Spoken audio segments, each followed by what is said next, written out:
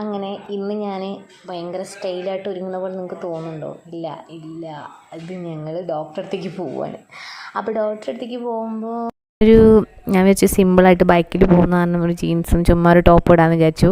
അപ്പോൾ ഇതാണ് ഞങ്ങൾ പോണ വഴി കേട്ടോ. നല്ല കാടിൻ്റെ ഉള്ളിൽ കൂടുള്ളൊരു വഴിയാണ്. അപ്പം ഹെൽമെറ്റൊക്കെ ഞാൻ കൈ പിടിച്ചിട്ടുണ്ട്. വീഡിയോ എടുക്കുന്നതുകൊണ്ട് തൽക്കാലം ഹെൽമെറ്റ് വയ്ക്കാത്തതാണ്. വീഡിയോ എടുത്തതിന് ശേഷം ഞാൻ ഹെൽമെറ്റ് വയ്ക്കും കേട്ടോ.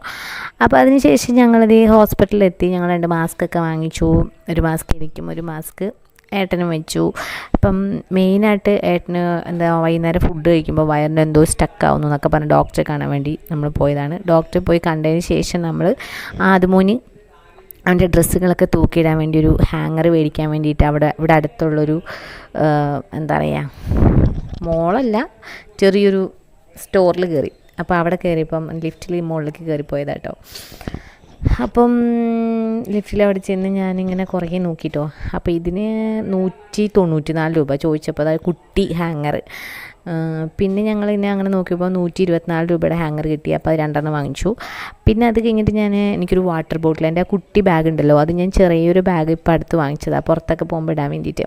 മുന്നേ പറഞ്ഞിട്ടുണ്ടായിരുന്നു കേട് വന്ന് പോയിട്ടുണ്ടായിരുന്നു. ഇത് 172 രൂപ ഉള്ളൂ ആ ബാഗിന്. അപ്പം ഞാൻ അതിൽ വെക്കാൻ പാകത്തിനൊരു കുട്ടി വാട്ടർ ബോട്ടിൽ, കാരണം മോനെ കൊണ്ട് പുറത്തൊക്കെ പോകുമ്പോൾ മൊബൈൽ, പേഴ്സ്, പിന്നെ ഇച്ചിരി വെള്ളവും കൂടി കൈ കരുതേണ്ടതുണ്ട്. അപ്പോൾ അത് ആ ബാഗിൽ കൊള്ളുമോ എന്നറിയാൻ വേണ്ടി ഞാൻ ഇട്ട് നോക്കുകയാണ്. അല്ലാതെ ഞാൻ കടയിൽ നിന്ന് അടിച്ചു മാറ്റാൻ വേണ്ടി നോക്കണതല്ല കേട്ടോ. അപ്പം ഞാൻ പെട്ടെന്ന് ആദ്യം ഞാൻ ഇട്ട് നോക്കിട്ടോ. പിന്നെ ഞാൻ വെച്ചു, അയ്യോ ഇത് കണ്ട അവർ വിചാരിക്കില്ല ഞാനിങ്ങനെ അടിച്ചു മാറ്റണ പോലൊരു ഫീലിംഗ് വരുമോ.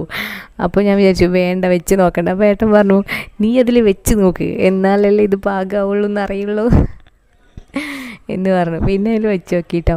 അപ്പം ഞാൻ നോക്കട്ടെ, പറ്റുകയാണെന്ന് വെച്ചാൽ ഞാൻ ഇതിങ്ങനെ തന്നെ ഞാൻ ആ ബാഗിൽ തന്നെ ഫുഡും വെക്കാൻ പറ്റുമോ നോക്കും. എന്നിട്ട് വെള്ളവും ഫുഡൊക്കെ ആയിട്ട് ഞാൻ അതിലങ്ങോട്ട് പോവും ഓഫീസിലേക്ക്. ആക്ച്വലി എനിക്ക് ഈ ഓഫീസിലേക്ക് യൂസ് ചെയ്യുന്ന ബാഗ് ഇങ്ങനെ 2 സൈഡ് ബാഗാണ്. അത് മാറ്റണം എന്നൊരാഗ്രഹമുണ്ട്. പക്ഷെ എനിക്ക് ഇഷ്ടപ്പെട്ടൊരു ബാഗ് കിട്ടാത്തതുകൊണ്ട് ഞാൻ ഇങ്ങനെ മാറ്റാതിരിക്കുകയാണ് കേട്ടോ.